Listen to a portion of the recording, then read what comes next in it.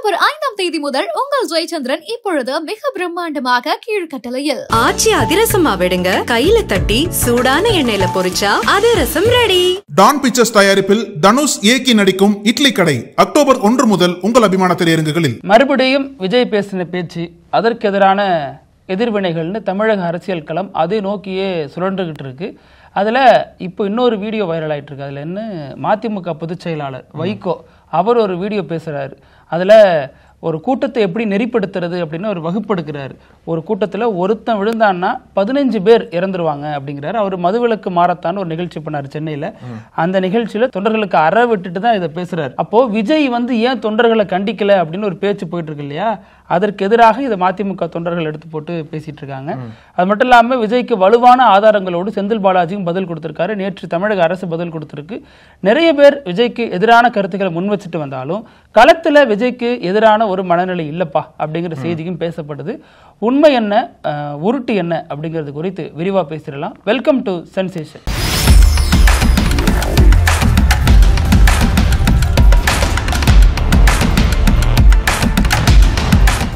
வணக்கம் பிருத்திவி. வணக்கம் அழகு.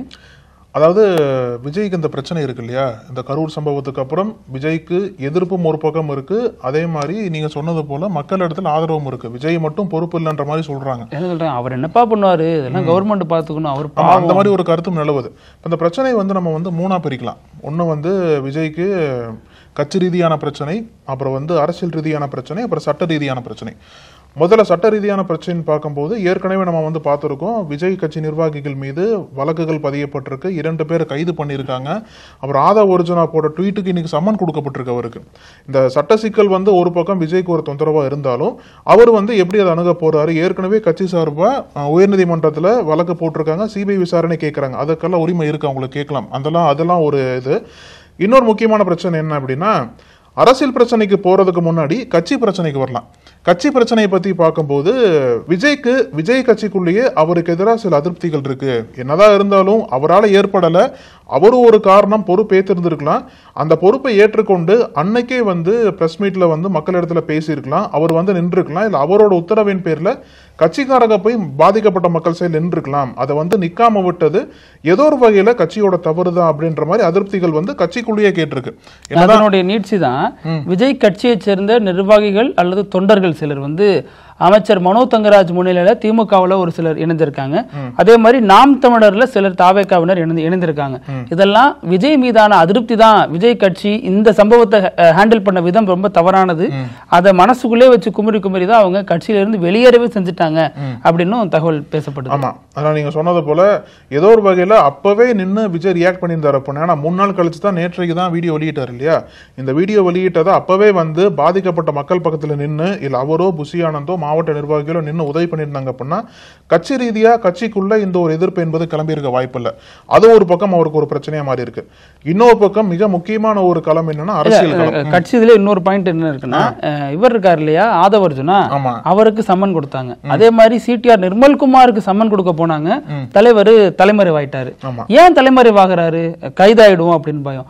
ஒரு அரசியல் கட்சி தலைவர் இதற்கெல்லாம் அஞ்சுனா எப்படி அரசியல் கட்சியை நடத்துறது? திமுக எடுத்துட்டீங்கன்னா அதுல பல பேர் ஜெயிலுக்கு போயிட்டு வந்தவங்க, அதிமுகவும் அதே மாதிரியான ஒரு நீண்ட அனுபவங்களை கொண்டவங்க. இப்படி இவரும் பாஜகவில் இருந்தவர், அதிமுகவில் இருந்தவர். இவருக்கு இந்த கள நிலவரம் எல்லாம் புரியாதா? ஏன் தலைமறைவாகிறாரு, எங்க ஓடுறாரு அப்படின்னு தெரியல. இன்னும் புசியானது எங்க இருக்காருன்னு தெரியல. முன்ஜாமீன் கேட்டிருக்காரு. இதுல சிடிஆர் நிர்மல்குமாரோட மனைவி கிட்ட சம்மனை கொடுத்து வந்ததாக தகவல் எல்லாம் சொல்லப்படுது. இப்போ விஜயோட அரசியல் பிரச்சனை என்ன அப்படின்னா, விஜய்க்கு ஏதோ ஒரு வகையில அரசியல் ரீதியா ஆதரவு வந்துடாதா அப்படின்ற பார்க்கப்பட்ட சமயத்துல பல கட்சிகள் விஜய் பின்னாடி நிக்கிறாங்க. குறிப்பா சொல்லணும் அப்படின்னா அதுல முந்தி கொண்டு நிக்கிறது பாஜக, இந்தியா கூட்டணி. ஆமா, பாஜக, அதிமுக, அப்புறம் தமிழ் மாநில காங்கிரஸ் விஜய் பக்கம் நிக்கிறாங்க. அந்த அரசியல் ரீதியான ஆதரவு என்பது அன்புமணி அரசியல் ரீதியான பிரச்சனை. இந்த ஒரு சம்பவத்துக்கு அப்புறம் அரசியல் ரீதியா பல பிரச்சனைகள் விஜய்க்கு கொடுக்கப்படுது. அரசியல் காரணத்தின் காரணமாக தான் திமுக அதுல சதி பண்ணி இப்படி ஒரு நிகழ்வு நடத்தியிருக்காங்கன்னு சொல்லிட்டு தாவைக்கான குற்றச்சாட்டு வைக்கிறாங்க இல்லையா. அப்படி பார்க்கப்பட்ட சமயத்துல விஜய்க்கு அரசியல் ஆதரவு மிக முக்கியமா ஒரு இதுவா பட்டது. அதனாலதான் வீடியோல அவர் சொல்லியிருக்காரு, என்னை ஆதரிச்ச பல கட்சிகளுக்கு நன்றின்ற மாதிரி சொல்றாரு இல்லையா.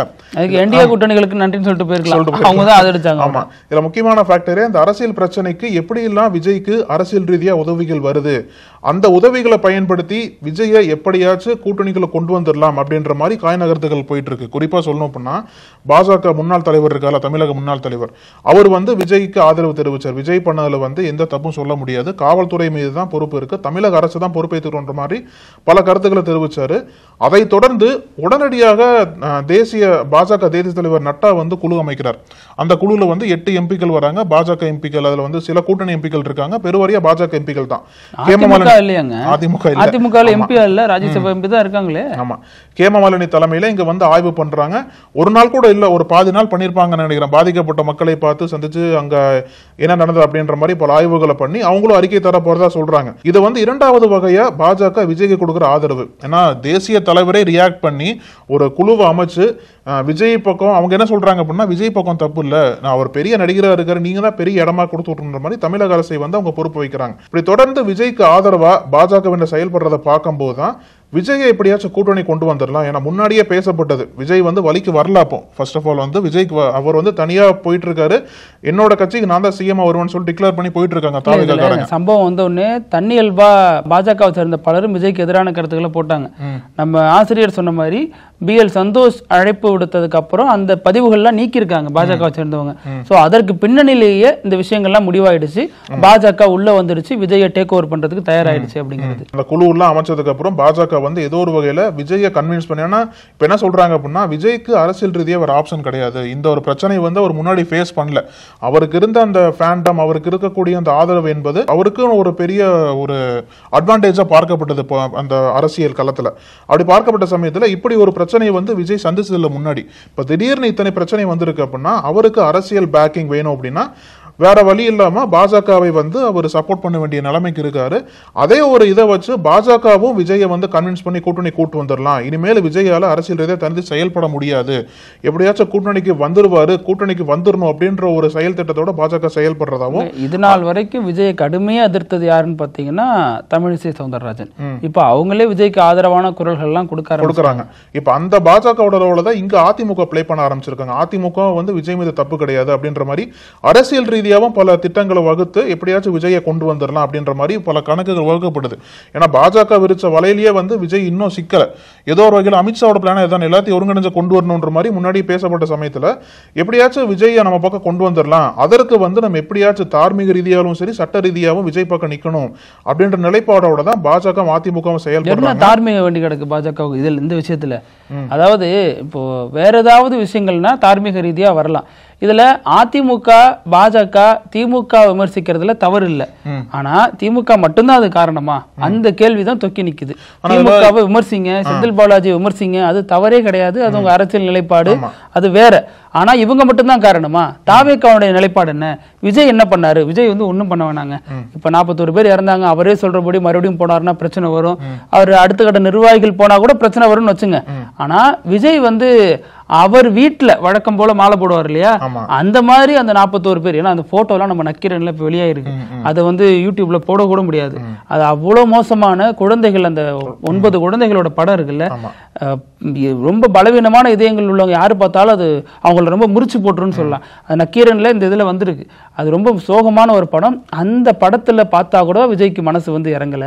அவங்களெல்லாம் பார்த்து ஒரு அஞ்சலி செலுத்தி, ஏன்னா உங்களுக்காக உயிர் விட்டவங்க 41 பேரும், படத்தை போட்டு ஒரு மாலை போட்டு அஞ்சலி செலுத்தி அல்லது ஒரு இரங்கல் கூட்டம் போடலாமே. இரங்கல் கூட்டம் வந்து ஒவ்வொரு கட்சியும் போடுவாங்க. அவங்க நிர்வாகிகள் இன்னமும் அதிமுகவில் அவங்க கட்சியை பிரியும் பொழுது உயிரிழந்தாங்க இல்லையா, அவங்களெல்லாம் ஒவ்வொரு கூட்டத்திலையும் அதிமுக பொதுச் செயலாளர் நினைவு கூர்ந்துகிட்டே இருப்பார்.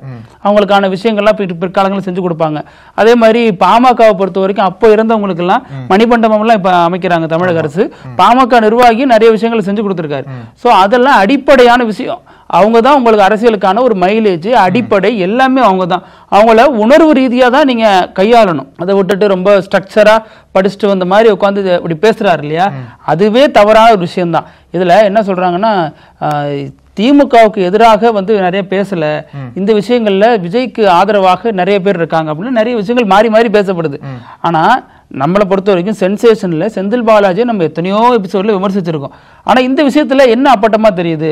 விஜய் ஏன் தாமதமா வந்தாருங்கிற ஒரு கேள்விக்கு நியாயமான பதில் அதாவது இது வரைக்கும் சொல்லிருக்காங்களா? விஜய் ஏன் இங்கே 8:30 மணி கிளம்பினாரு, அங்க 12 மணிக்குன்னு சொல்லிட்டு அங்க ஏன் வந்து 7:30 மணிக்கு பேசினாரு? இதற்கான எந்த விதமான ஒரு நியாயமான பதில்களும் சொல்லப்படல. இந்த பதில்கள் இல்லாத நேரத்துல 41 பேர் இறந்தாங்க, போய் பார்க்கல, அஞ்சலி செலுத்தல, இங்க கூட வீட்டுக்குள்ளே வச்சுட்டு ஒரு கண்ணீர் அஞ்சலி செலுத்தல, இரங்கல் கூட்டம் செலுத்தல, மாலைக்கு மரியாதை செய்யல, இப்படி பல விஷயங்கள் இருந்தாலும் ஆதவர்ஜுனா அடுத்த நாள் என்ன ட்வீட் போட்டாரு? ஒரு தமிழகம் மட்டும் இல்லாம இந்தியாவே துண்டாடக்கூடிய வகையில ஒரு ட்வீட் போட்டாரு. ட்வீட் போட்டாரு. அந்த ட்வீட்டுக்கு விஜய் பதில் சொல்லல. 15 வயசுல ஒரு பையன் போலீஸ் ஸ்டேஷனை பிளாஸ்ட் பண்ணுவோம் அப்படின்னு ஒரு வீடியோ போடுறான். அந்த மாதிரிலாம் பண்ணக்கூடாது தம்பின்னு விஜய் அவங்கள கண்டிக்கல. நிர்வாகிகள் இந்த மாதிரி நீங்க ஏறக்கூடாது, இறங்கக்கூடாது, ஒரு மேடையில விஜய் கண்டிச்சிருப்பாரா? அதற்கு தான் உதாரணமா வைகோவின் வீடியோவை தூக்கி போடுறாங்க. வைகோ 2015-16 காலகட்டத்தில் நினைக்கிறேன் மதுவிலக்கு மாரத்தான் ஒன்று நடத்துறாரு. அதுல கிட்டத்தட்ட 50,000 பேர் பங்கேற்கிறாங்க. அந்த நிகழ்ச்சியில ஒரு சிலர் இளைஞர் ஆர்வம் மிகுதியில் சில விஷயங்கள் பண்ணுவாங்க இல்லையா, தலைவரை பார்க்கணும், மேடைக்கு வரணும் அப்படின்னு. அவ விஜய் அப்ப வைகோ இயல்புலேயே உணர்ச்சி மிகுந்த ஒரு நபர், உணர்ச்சி வயப்பட்ட நபர். அவர் மாதிரி கொஞ்சவும் முடியாது, அவர் மாதிரி திட்டவும் முடியாது.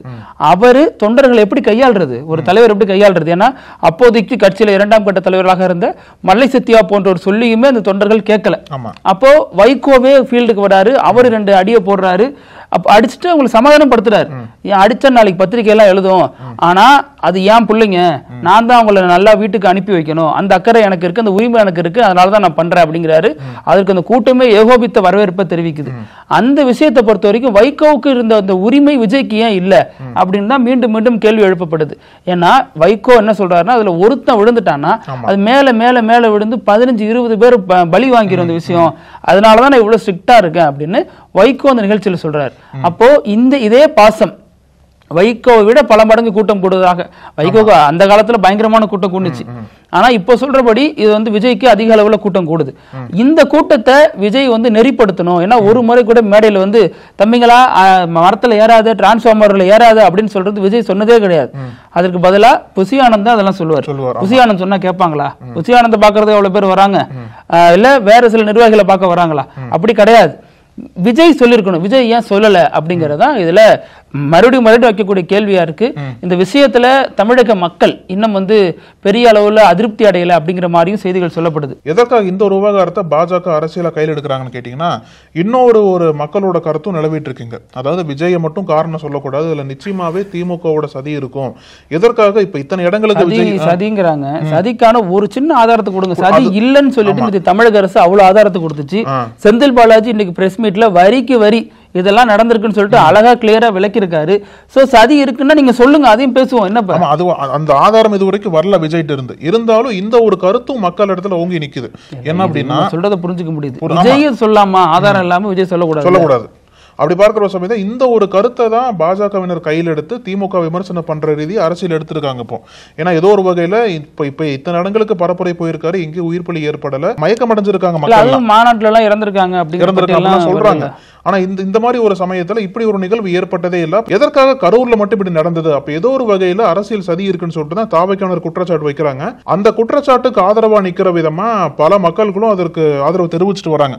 அதற்கு ஆதாரம் அவங்க ஸ்ட்ராங்கா கேட்கல, இருந்தாலும் ஏதோ நடந்திருக்குன்ற மாதிரி ஒரு சந்தேகத்தோட கேட்கறாங்க. மக்களுக்கு இந்த கான்ஸ்பிரசி தியரி மீது ஒரு தீராத ஒரு ஆர்வம் இருக்கும். அதத்தான் இதுல அழகா தாவேக்கா பயன்படுத்தி இருக்கு அப்படின்னு சொல்றாங்க. இதுல இப்போ செந்தில் பாலாஜி செய்தியாளர் சந்திப்புல பல கேள்விகளுக்கு விளக்கம் கொடுக்கிறார். அதுல கைதானார் இல்லையா தாவேக்காவோட கரூர் மாவட்ட செயலாளர் மதியழகன், அவரது மனைவி கொடுத்த பேட்டி நம்ம பேசியிருந்தோம். ஸ்ப்ரே அடிச்சாங்க, கூட்டத்துக்குள்ள ரவுடி பூந்தாங்க, கழுத்தை பிடிச்சி நெரிச்சாங்க, கத்தியால குத்துனாங்க, நிறைய விஷயம் சொல்லியிருந்தாங்க.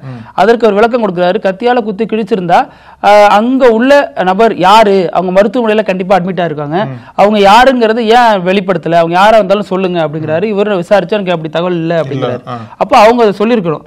அதை அடுத்து ரவுடிகள் பூந்தாங்க, ஸ்ப்ரே அடிச்சாங்க அப்படிங்கிறாங்க. அதற்கு அவர் என்ன சொல்றாருன்னா, இத்தனை சேட்டலைட் சேனல் இருக்கு, இத்தனை யூடியூப் சேனல் இருக்கு, அது போக தனியாருடைய சோசியல் மீடியா சேனல் இத்தனை இருக்கு, எல்லாமே ஒரே ஆங்கிள் வச்சு நீங்க எடுக்கல, வெவ்வேறு ஆங்கிள் நின்னுட்டு வெவ்வேறு போர்ஷனை கவர் பண்ணிட்டு இருந்தீங்க. அப்ப அதுல ஒண்ணு கூட சிக்கிருக்காது. அப்படி ஒரு சம்பவம் நடந்திருந்தா அது வீடியோ வந்திருக்கும். அப்படி இல்லைன்னா நீங்க ஆதாரத்தை காட்டுங்க அப்படிங்கிறாரு இல்லையா. அது மட்டும் இல்லாம நிகழ்ச்சிக்கு வந்தவங்களுக்கு நாங்க கரூர் மாவட்டத்தில் திமுக 30 விழா நடந்தப்ப உட்கார வச்சு ஒவ்வொருத்தவங்களுக்கும் தண்ணி கொடுத்து பிஸ்கட் கொடுத்து சுகர் இருந்தா இது அவங்களுக்கு தேவையானது என்னவோ எல்லாத்தையும் நாங்க கொடுத்தோம். எழுந்து போறப்ப பாத்தீங்கன்னா ஒரு சின்ன வாட்டர் பாட்டில் கூட அங்க கடந்திருக்காது. ஆனா விஜய் மேடையில அவ்வளவு செப்பல் கடந்துச்சு, செருப்பு கடந்துச்சு அப்படின்னு அந்த விஷயத்தை மிக கடுமையா விமர்சனம் வைக்கிறாரு. அதே மாதிரி இன்னொன்னு என்ன பாயிண்ட் சொல்றாரு அப்படின்னா, இப்போ அவங்க மதியாளோட மனைவி இருக்காங்க இல்லையா, அவங்க எதற்காக இப்ப வந்து வழக்க வைக்கிறாங்க, அப்பயே ஒரு இந்த மாதிரி நேர்ல பாத்துட்டாங்க அப்படின்னா அப்பயே சொல்லிருக்கலாம். அப்போ அவங்க ஹஸ்பண்ட் கைது பண்ண அவங்க கணவரோட கைதின் காரணமாக தான் அதை வந்து திசை திருப்பும் விதமா இப்படி ஒன்னு குற்றச்சாட்டு வைக்கிறாங்கன்னு சொல்லி செந்தில் பாலாஜி சொல்றாரு. அதையும் தாண்டி இன்னொன்னு என்ன சொல்றாரு அப்படின்னா, அந்த செருப்பு வீசப்பட்ட சம்பந்தம் இருக்கு இல்லையா, யாரு செருப்பை வீசியதுன்னு சொல்லிட்டு அதுவும் ஒரு குறிப்பா விவாதம் எழுந்திருக்கு. அதுக்கு என்ன சொல்றாரு அப்படின்னா, எனக்கு எதிராக விஜய் பேச ஆரம்பிச்சதே கடைசியில தான் பேச ஆரம்பிச்சாரு. என்ன ஒரு சார்ஜ் வைக்கப்பட்டது அப்படின்னா, செந்தில் பாலாஜி பேரை சொன்னதுக்கு அப்புறம் தான் யாரோ கூட்டத்தில் இருந்து காலன் எடுத்து வீசியிருக்காங்கன்ற மாதிரி முன்னாடி ஒரு தகவல் பேசப்பட்டது இல்லையா. அதற்கு இவர் என்ன சொல்றாருன்னா, என்னை பத்தி விஜய் பேசினதே கடைசியில தான் பேசினாரு, அதற்கு முன்னாடியே வந்து காலணி வந்து வீசப்பட்டது. ஆனா இவர் என்ன பாயிண்ட் வைக்கிறாருன்னா, செந்தில் பாலாஜி ஏதோ ஒரு உதவி கேட்டு காலனி வீசியிருக்காங்கன்ற மாதிரி ஒரு கிளைம் வைக்கிறார். அதுக்கு அவங்களும் கவுண்டர் வைக்கிறாங்க. இருந்தாலும் இந்த அரசியல் கவுண்டர்களுக்கு மத்தியில தொடர்ந்து சட்ட ரீதியா பல விசாரணைகள் என்பது போயிட்டு இருக்கு.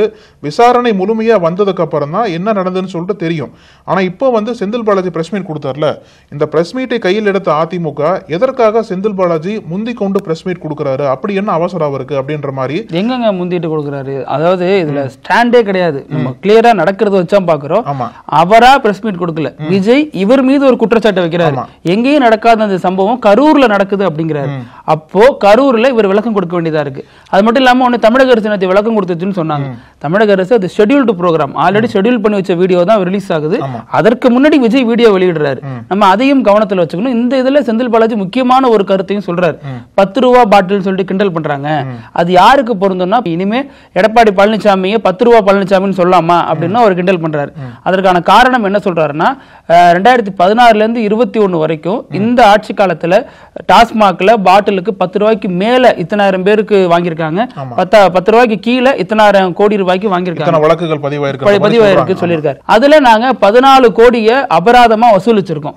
அதே மாதிரி 2021 இருந்து 2026 இந்த ஆட்சி காலத்திலையும் இவ்வளவு புகார் இருக்கு, அதுலயும் 7 கோடி ரூபாய் நாங்க வசூலிச்சிருக்கோம் அபராதமா. அப்போ எதிர்கட்சி சொல்ற மாதிரி இந்த மது பாட்டில் பிரச்சனை எல்லாமே ஆளும் தலைமைக்கு தான் பணமாக போகுது, எக்ஸ்ட்ரா வாங்குற காசு எல்லாம் அப்படின்னா அதுல எடப்பாடி வாங்கியிருக்காரா, எடப்பாடி வாங்கியிருக்கிறது உண்மையா அப்படிங்கிற கேள்வியை அழுத்தம் திருத்தமா வச்சு இனிமே எடப்பாடியும் 10 ரூபா பழனிசாமின்னு சொல்லலாமா அப்படிங்கிற மாதிரியான ஒரு நீண்ட நாட்களாக கரூர் கம்பெனி கரூர்ல ஒரு மாதிரி தான் பண்றாரு. அவர் சொல்றாரு, நான் அந்த துறைக்கே இப்ப நான் அமைச்சரா இல்லை, ஆனாலும் என் மீது இந்த புகார் வருது அப்படின்னு சொல்லிட்டு எல்லாத்துக்கும் விளக்கம் கொடுக்கிறாரு. ஆனா இந்த விளக்கம் என்பது எதுக்கு வந்திருக்கு அப்படின்னா, தாவகவினர் குறிப்பா செந்தில் பாலாஜி தான் பாயிண்ட் அவுட் பண்றாங்க, இவர் தான் சதி பண்ணிருக்காங்கன்னு சொல்லிட்டு தொடர்ந்து பேசப்பட்ட சமயத்துல தான் இவர் விளக்கம் கொடுக்கறதா இன்னைக்கு பிரஸ் மீட் கொடுத்திருக்காரு. ஆனா அதை வந்து அதிமுக காரங்க எப்படி இது பண்றாங்க அப்படின்னா, முன்கூட்டியே கொடுத்ததை வந்து சந்தேகிக்கப்பட்டு அதையும் வந்து அதிமுக காரங்க அரசியல் பண்ண பாக்குறதா குற்றச்சாட்டு இருந்திருக்கு. ஏதோ ஒரு வகையில் அரசியல் பண்ணி விஜயை வந்து கூட்டணிகளை கொண்டு வந்துட முடியாதா அப்படின்ற ஒரு செயல் திட்டத்தோட தான் அதிமுகவினர் செயல்பட்டு இருக்காங்க. அது வந்து எப்படி விஜய்க்கு ஆதரவா இருக்க போது, ஏன்னா வரக்கூடிய நாட்கள்ல இப்போ 2 வாரத்துக்கு ஒத்தி வச்சிட்டார் விஜய், அதுவும் எனக்கு பிரேக்கிங் வந்திருக்கு. இப்போ 1 வாரம் தான் ஒத்தி வைக்கப்பட்டது, இப்போ அடுத்த வாரம் ஒத்தி வைக்கப்பட்டிருக்குன்னு சொல்ற சமயத்துல தான் இனி அடுத்தடுத்த நாட்கள்ல அடுத்தடுத்த வாரங்கள் எல்லாம் ஓகே ஆனதுக்கு அப்புறம் மீண்டும் பரப்புரைக்கு வரும்போது விஜயோட டோன் எப்படி இருக்க போது, அதிமுகவை வந்து ஏற்கனவே அதிமுகவுக்கு அகைன்ஸ்டா பேசிட்டு இருந்தார் பல இடங்கள்ல, இப்போ அதிமுகவுக்கு ஆதரவா பேசி ஒருவேளை கூட்டணி சேர்றதுக்கு வாய்ப்புகள் இருக்கா அப்படின்ற பல விவாதங்கள் எழுந்திருக்கு. இப்போ 2 வாரம் கழிச்சு பிரச்சாரத்துக்கு வராரோ இல்லையோ, அதற்கு முன்னாடி கரூருக்கு போவாரா அப்படிங்கறதா பெரிய எதிர்பார்ப்பு எழுப்பி இருக்கு. அது இல்லாம விஜய் பேச்சுல நிறைய விஷயங்களுக்கு விளக்கமே கொடுக்கல அப்படின்னு சொல்லப்படுது. ஏன்னா அப்படின்னா, காலையில 8:30 மணி கிளம்பினது ஏன் தாமதமா அங்க போய் சேர்ந்து, அதுக்கான ஒரு காரணம் சொல்லிருக்கலாம், சின்ன காரணம் ஏதாவது இருக்கலாம், ஒரு காரணம் சொல்லிருக்கணும். இறந்தவங்களுக்கு ஒரு இரங்கல் சொல்லிருக்கணும். அதுல அது மட்டும் இல்லாம தமிழக அரசு பண்ணிச்சு, அரசியலாகவே பண்ணியிருந்தாலும் அந்த நேரத்துல தமிழக அரசு கேட்காமலே உதவி பண்ணிருக்காங்க பட்சத்துல, ஏன்னா தமிழ்நாட்டினுடைய பிரஜைகளுங்கிற அடிப்படையில் பண்ணிருக்காங்க. தமிழக அரசுக்கு ஒரு சின்ன ஒரு நன்றி சொல்லியிருக்கணும், அல்லது வேற விதமான ஒரு பேச்சை இன்னும் மெச்சூரிட்டியா ஹேண்டில் பண்ணிருக்கணும். இதையும் பழிவாங்கும் அரசியலுக்கு பயன்படுத்திக்க கூடாது அப்படிங்கிற சொல்றாங்க. இன்னொரு மிக முக்கியமான ஒரு வருத்தம் என்னன்னா, அவரோட ஸ்பீச்ல வதந்திகளை பரப்பாதீர்கள் அப்படின்ற ஒரு கோரிக்கையை ஆணித்தரமா வச்சிருக்கணும் தாவேக தொண்டர்கள் மத்தியில. இந்த மாதிரி ஏற்கனவே பதற்றமா போயிட்டு இருக்கு, சூழ்நிலை சரியில்லாத டைம்ல வந்து நீங்க மேலும் வதந்தியை பரப்புனீங்க அப்படின்னா இன்னும் பதற்றம் அதிகரிக்கும் அப்படின்றத வந்து கொஞ்சம் பிரஸ் பண்ணி சொல்லியிருந்தார் அப்படின்னா அது இன்னும் கொஞ்சம் ஒரு உங்களுக்கு ஒரு பெரிய ஒரு மெசேஜா இருந்திருக்கும். ஒரு பிரஸ்ல தான் சொல்ல மாட்டேங்கிறாரு, சொல்லியிருந்திருக்கலாம். அப்புறம் இந்த விஷயத்துல கூடுதலா என்ன சொல்றாங்கன்னா, நாம் தமிழர் திமுக ரெண்டுமே இப்ப ஒண்ணு சேர்ந்துருச்சு, இவங்க 2 பேரும் சேர்ந்து கடுமையாக தாவேக்காவை அட்டாக் பண்றாங்க, நாம் தமிழர் நிர்வாகிகள் மிக கடுமையா பேசுறாங்க அப்படின்னு ஒரு பார்வை இதுல போயிட்டு இருக்கு. இப்போ நம்ம வீடியோட கடைசி பகுதி இப்படி எல்லாம் நடக்கும் அப்படின்ட்டு. இந்த வாட்டி ரஷ்யாவில் வந்து ஒருத்தர் சமூக வலைதளங்களில் சும்மா ஒரு காமெடிக்கு ஒரு பதிவு போட்டிருக்காரு. சரி, என்ன பதிவு அப்படின்னா, உங்களோட ஆன்மாவை நீங்க விற்கிறீங்க அப்படின்னா, அதாவது உங்களோட ரத்தத்தை பயன்படுத்தி அக்ரிமெண்ட்ல சைன் பண்ணி உங்க ஆன்மாவை விற்கிறீங்க அப்படின்னா, அதுக்கு நான் வந்து 1,00,000 ரஷ்யன் ரூபிள்ஸ் தரேன், அதாவது 30 கோடின்றாங்க இந்திய மதிப்படி, அது ஏதோ தரன்ற மாதிரி சொல்லியிருக்காரு போல் இருக்கு. அது சோசியல் மீடியால வைரலா போயிட்டு இருந்திருக்கு. சும்மா ஒரு ஃபன்னுக்கு போடுன்னு சொல்லி போட்ட ட்வீட். உண்மையிலேயே அந்த ஒரு மெசேஜுக்கு ஒரு பெண் ரிப்ளை பண்ணியிருக்காங்க. ஒரு 27 வயசு உள்ள பெண் ரிப்ளை பண்ணி, நான் வந்து என்னோட ஆன்மா உங்கள்கிட்ட வித்துடுறேன்னு சொல்லிட்டு ரத்தத்துல சைன் பண்ணி கொடுத்துருக்காங்க போல அக்ரிமெண்ட்ல. அது அந்த மாதிரி ரத்தத்துல சைன் பண்ணி கொடுத்ததுக்கு அப்புறம் அவரும் சொல்லபடி சரி இந்தாங்க பணத்தை கொடுத்துட்டாங்க வச்சுக்கோங்கன்னு சொல்லிட்டு ஒத்துக்கிட்டாங்க. நான் இது பண்ணதுக்கு நீங்க ஒத்துக்கிட்டீங்க, உங்களோட ஆன்மா விற்கிறத ஒத்துக்கிட்டீங்களா, அதனால வந்து பணத்தை வச்சுக்கோன்னு சொல்லிட்டு பணத்தை கொடுத்துட்டாங்க. அது வந்து உண்மையிலேயே அது என்ன பண்ணிருக்காங்க அப்படின்னா, அந்த பணத்தை வாங்கி அவங்களுக்கு பிடிச்ச பொம்மைகளை வாங்கியிருக்காங்க. மியூசிக் கான்சர்ட்ல போவாங்கல்ல, அதுக்கான டிக்கெட்லாம் அவ்வளோ பெரிய ஒரு தொகையை வச்சு இதை மட்டும் செலவு பண்ணியிருக்காங்க போல அவங்க. அதாவது ஆன்மாவை விற்று அந்த இதில் வந்த பணத்தை வந்து அவங்களுக்கு பிடிச்ச பொம்மைகளை வீட்டுக்கு கொண்டு வந்திருக்காங்க. அவர் வந்து கான்சர்ட்டுக்கு போகிறதுக்கு டிக்கெட்லாம் வாங்கியிருக்காங்க போல. இது அஃபீஷியலாக அங்கே வந்து ஒரு பெரிய செய்தியாக மாறி இருக்கு. அதுக்கு வந்து அங்கே இருக்கக்கூடிய அந்த சர்ச் இருக்கு இல்லையா, தேவாலயம், அது வந்து கண்டிச்சிருக்கு, இப்பெல்லாம் பண்ணக்கூடாது நீங்க மதத்துக்கு எதிரான்ற மாதிரி ஒரு கண்டனத்தை தெரிவிச்சிருக்கு அந்த பொண்ணுக்கு. ஏற்கனவே ஆன்மா ஒருத்தனுக்கு அலறிட்டு கிடக்கு, இதுல புதுசா இந்த மாதிரிலாம் பண்ணா அது எங்க போறதுன்னு தெரியாது. கால் நகத்தை வித்தாங்க, கை நகத்தை வித்தாங்க, விதவிதமா வித்தாங்க, அதெல்லாம் பார்த்தோம். ஆன்மாகவே விற்க தொடங்கிட்டீங்களே, இனிமே என்னதான் இருக்கு, இது ஒரு பிசினஸ் டீல் ஆயிடும் போருக்கு. இதெல்லாம் வினோதமா இருக்கு. பார்ப்போம் அதை வச்சவர் என்ன பண்றாருன்னு தெரியல. இதே மாதிரி பல செய்திகளோட மீண்டும் சந்திக்கலாம். அழகு, நன்றி. தொடர்ந்து பேசலாம். நன்றி. நக்கீரன் டிவிக்கு சப்ஸ்கிரைப் செய்யுங்கள். உங்கள் ஆதரவே எங்கள் பலம். ஆசிரியர்களுக்கு நண்பனாகவும் மாணவர்களுக்கு ஆசானாகவும் திகழும் தேர்வு வழிகாட்டி. ஒவ்வொரு பாடத்திற்கும் அனுபவமிக்க ஆசிரியர்களின் துல்லியமான தெளிவான விடைகள். CNC இருக்கு, தேர்வு பயம் எதற்கு? இது தீரன் பப்ளிஷிங் ஹவுஸ் விற்பனை வெளியீடு.